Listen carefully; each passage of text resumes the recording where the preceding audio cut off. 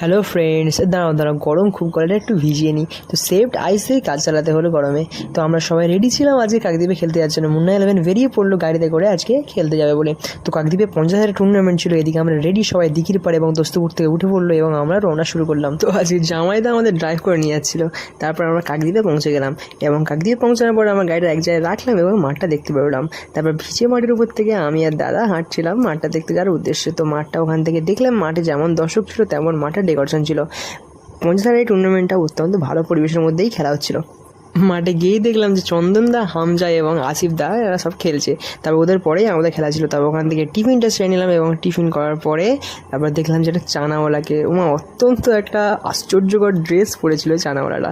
তারপর আমরা ওখান থেকে ড্রেস করলাম এবং 24 পরগনায় অত্যন্ত শক্তিশালী একটা টিমের বিরুদ্ধে খেলা পড়েছিল। খেলাটা বেশ ভালোই হচ্ছিল। মাঠে লাইভ ভিডিও ছিল না বলে খেলাটা দিতে পারলাম না। তো আমরা ওই খেলাটায় 1-0 গোলে পরাজয় হয় এবং ওখান